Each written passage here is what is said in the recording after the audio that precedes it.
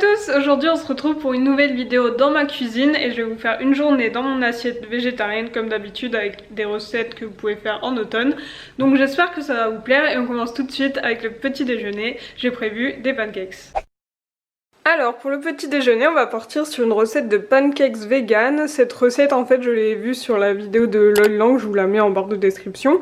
Et en fait comme ça avait l'air vraiment super simple à faire, il n'y a pas d'histoire de blanc d'œuf à monter en neige, il n'y a pas trop de temps de repos, donc je me suis dit que c'était tellement simple que j'avais envie d'essayer et comme ça je vous donnerai mon avis juste après. Donc pour cette recette on a besoin de 115 g de farine semi-complète, de 250 g de lait végétal, donc moi c'est du lait de soja à la vanille, de 2 cuillères à soupe de sirop d'érable, 2 cuillères à café de vanille liquide et 1 cuillère à soupe de levure chimique. Donc vous voyez il faut vraiment pas beaucoup d'ingrédients et je vais vous montrer les étapes. La première étape c'est de mélanger ensemble tous les aliments liquides, donc là j'ai mon lait, j'y mets mon sirop d'érable et ma vanille liquide. Je mélange bien. Ensuite je prends un grand saladier et j'y mets les ingrédients secs, donc il y a la farine et la levure chimique. Et on mélange bien. Et ensuite on va mettre la moitié de notre lait. On mélange bien avec un fouet. Et une fois que c'est bien homogène, on rajoute le reste du lait et on remélange. Donc là on a un mélange bien lisse et sans grumeaux et on laisse poser 5 minutes. Donc vous voyez, 5 minutes c'est pas très long alors que pour d'autres recettes c'était 30 minutes ou 1 heure. Là c'est seulement 5 minutes. Donc là j'ai pris une poêle que j'ai mis sur feu moyen. Comme c'est pas une poêle adhésive, j'ai mis un tout petit peu d'huile et je vais venir mettre ma pâte avec une petite cuillère à soupe. Et je vais mettre environ 4 cuillères à soupe de pâte. Je vais laisser chauffer, quand il y aura des petites bulles qui se formeront à la surface et que les côtés se décolleront, je pourrai y retourner mon pancake. Et je pense que ma poêle n'est pas droite parce que la pâte part sur le côté.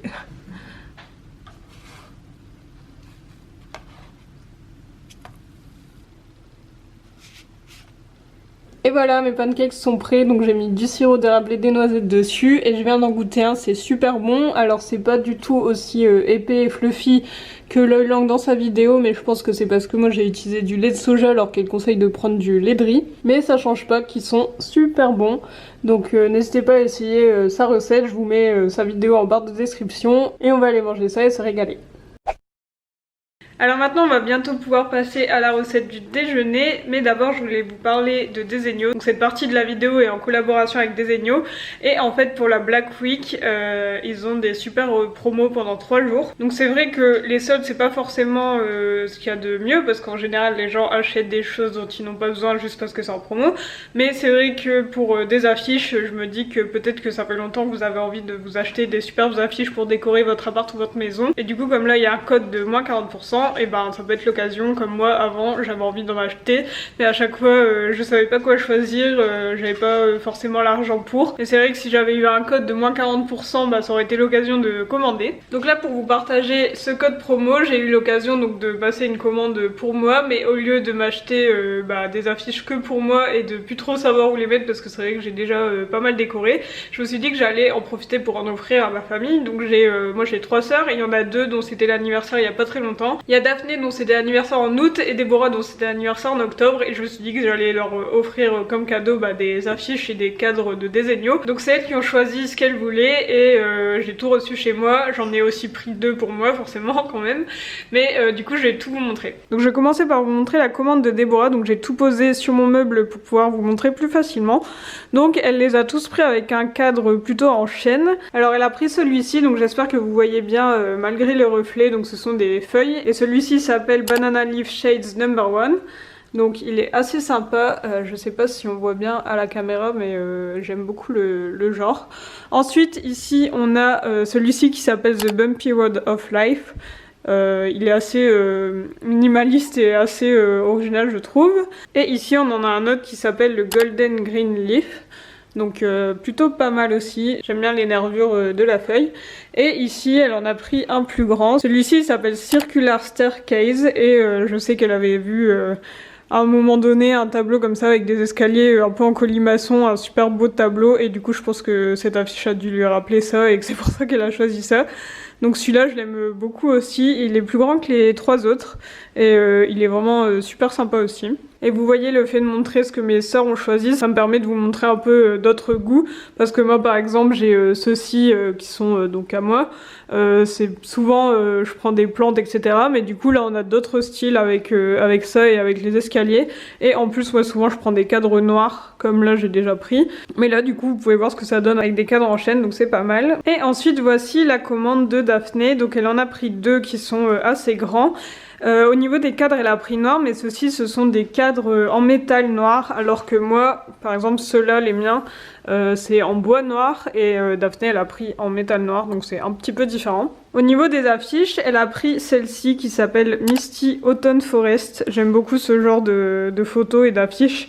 Ça me rappelle les voyages, la Finlande, les États-Unis, etc. Et j'aime beaucoup.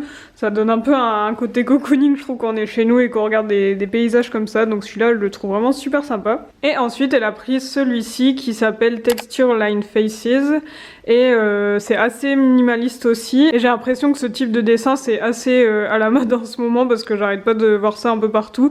Des dessins de visage comme ça, avec des petits traits. Ça rappelle un peu le tableau que Déborah a choisi, que je vous ai montré juste avant, The Bumpy Road of Life. Et ce qui est sympa, c'est que le fond, ça fait un peu penser à du tissu beige, et il me semble que le canapé que Daphné a chez elle est comme ça aussi, il est beige en tissu, donc ça peut faire un rappel assez sympa. En plus, je sais que ces 2 tableaux, elle les a pris pour mettre dans son salon, donc ça fera un rappel plutôt cool avec le canapé. Donc voilà pour les affiches et les cadres que mes sœurs ont choisi, et je vais vous montrer les 2 que j'ai pris. Alors déjà j'ai choisi une affiche toute petite, donc ces 3 là c'est des Zegno aussi, je les avais déjà. Et là j'en ai choisi une toute petite que j'ai eu envie de poser comme ça sur mon bureau. Elle s'appelle Watercolor Kiss, et en fait c'est un couple comme ça qui se fait un petit bisou, et j'aime beaucoup l'effet un peu aquarelle. Et je trouvais que c'était assez sympa d'avoir un petit cadre comme ça posé sur mon bureau. C'est assez petit comme format, mais je trouve que du coup c'est vraiment la taille idéale pour poser comme ça sur mon bureau. Et cette fois j'ai pris un cadre assez clair, donc voilà pour le premier poster que j'ai choisi.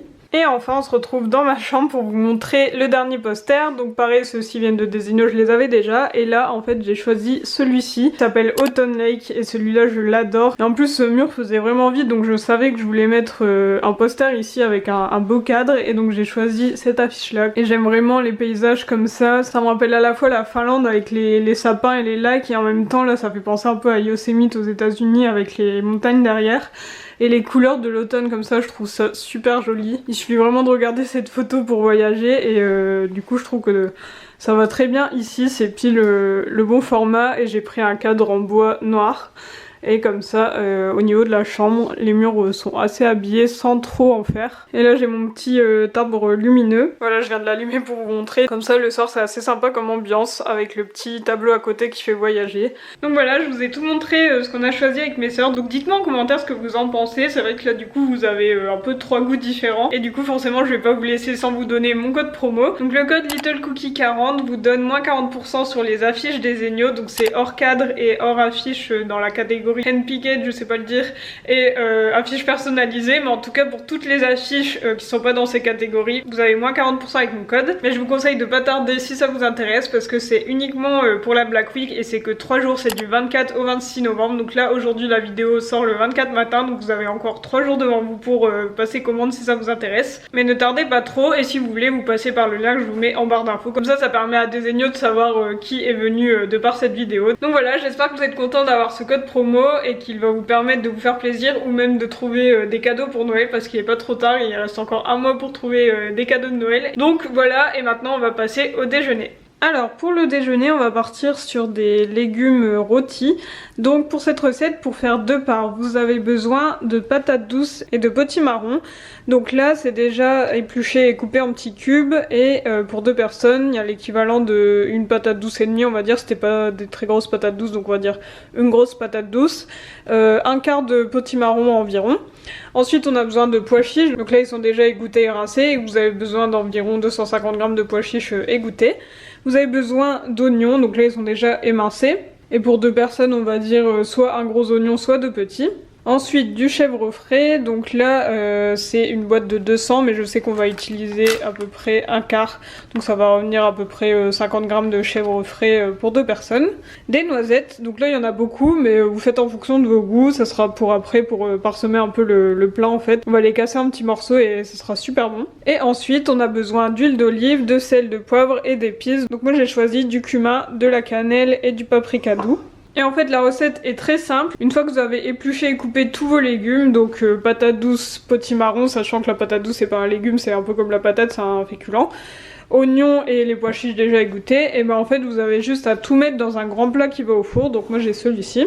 Donc voilà, là j'ai tout mis et ensuite je vais rajouter par-dessus de l'huile d'olive, donc je sais pas trop la quantité, on va dire 3 grosses cuillères à soupe. Et ensuite je vais mettre sel, poivre, cumin, cannelle, paprika. Je vais tout mettre là-dedans, franchement les quantités d'épices aussi je sais pas trop, c'est en fonction de vos goûts. Je vais tout mettre là-dedans et je vais tout mélanger.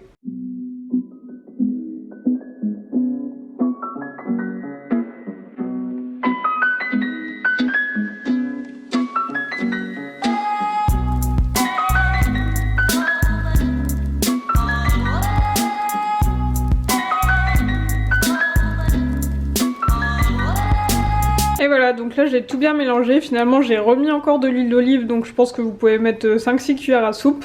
Et vous voyez là, tout est bien imbibé à la fois d'huile d'olive et d'épices, donc ça va être nickel. Et en fait là la recette est déjà quasiment finie, il reste plus qu'à mettre ça au four, donc je vous conseille de mettre à 210 degrés pendant 1 heure, donc c'est assez long, mais en fait comme c'est une couche assez épaisse, ça met plus de temps à cuire, donc je vous conseille donc de mettre 1 heure à 210 degrés, mais en mélangeant régulièrement. Je sais pas, tous les quarts d'heure par exemple, vous sortez le plat, vous le mélangez un peu, vous remettez. Et si jamais vous faites qu'une part, vous pouvez mettre moins longtemps. Donc c'est à vous de voir en fait, n'hésitez pas à goûter un peu, surtout les patates douces, c'est ça qui a le plus, c'est ça qui met le plus de temps à cuire. Donc n'hésitez pas à goûter les patates douces pour savoir si c'est cuit. Donc c'est parti, je vais enfourner tout ça. Et voilà à quoi ça ressemble après 1 heure de cuisson, on peut même entendre un peu des crépitements.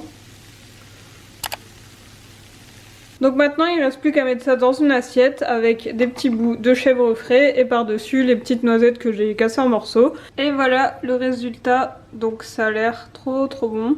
Et en plus franchement je sais pas si vous avez déjà fait l'association chèvre frais avec de la patate douce, ça va trop bien ensemble. Donc voilà, ça va être super bon.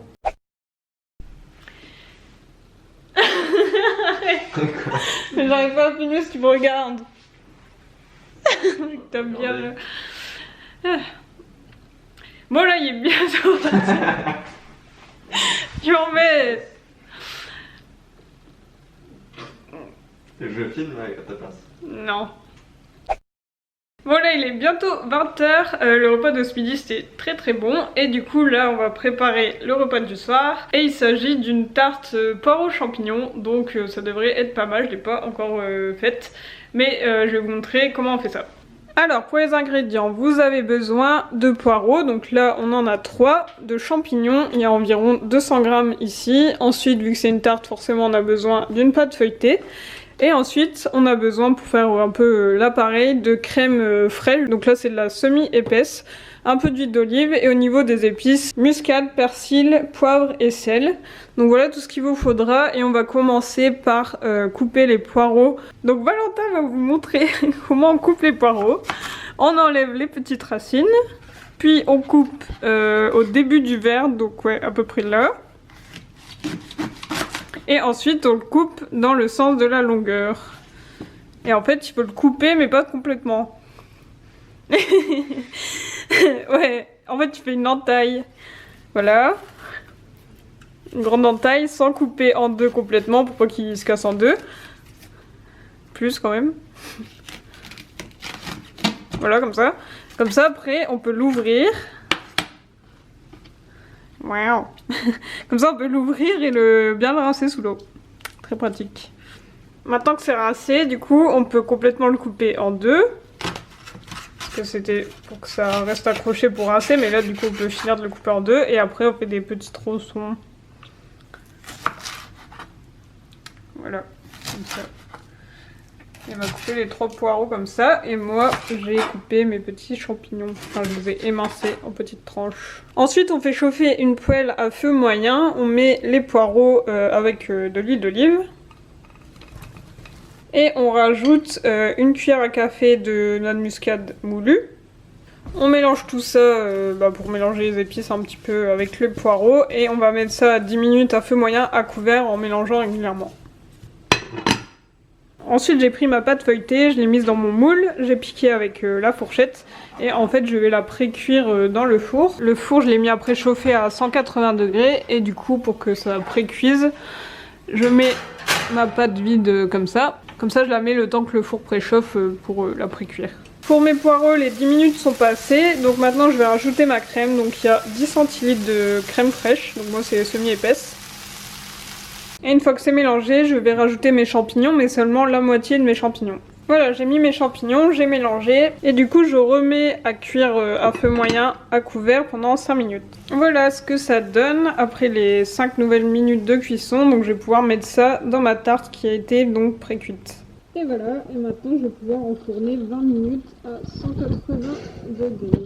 Donc voilà à quoi ça ressemble après 20 minutes, et là il reste une dernière étape. En fait on va prendre l'autre moitié des champignons qui sont donc encore crus et on va les poser au dessus de la tarte et rajouter un petit peu de persil et on va remettre à cuire pendant 5 minutes. Et voilà, et là je vais pouvoir réenfourner 5 minutes, donc toujours à 180 degrés. Et voilà le résultat, ça a l'air super bon, en tout cas c'est super joli avec les champignons posés comme ça sent super bon en tout cas. Et du coup on va manger ça et je pense que ça va être vraiment délicieux. Voilà, on a fini de manger et franchement cette tarte elle était trop bonne. J'ai déjà fait une tarte oignon champignon qui était super bonne et là c'était un peu le même genre mais avec des poireaux et c'est vrai que je suis pas hyper fan d'habitude des poireaux mais là c'était trop bon, super fondant et tout, enfin super bon. Et quand on regardait notre série sur Netflix il s'est passé un truc. Il y a Holly qui est venue avec nous sur le canapé alors qu'il y avait Loki qui dormait sur le canapé. Donc c'est la première fois qu'elle vient sur le canapé pendant que Loki est là. Donc j'étais trop étonnée, je vous mets une petite vidéo que j'ai faite en story. Mais en tout cas voilà, c'est tout pour cette vidéo. Donc j'espère qu'elle vous a plu, que les recettes que je vous ai montrées vous donnent envie et que vous allez peut-être les tester. N'hésitez pas à laisser un commentaire, à vous abonner si ce n'est pas encore fait. Et du coup on se retrouve dimanche pour une nouvelle vidéo. Salut!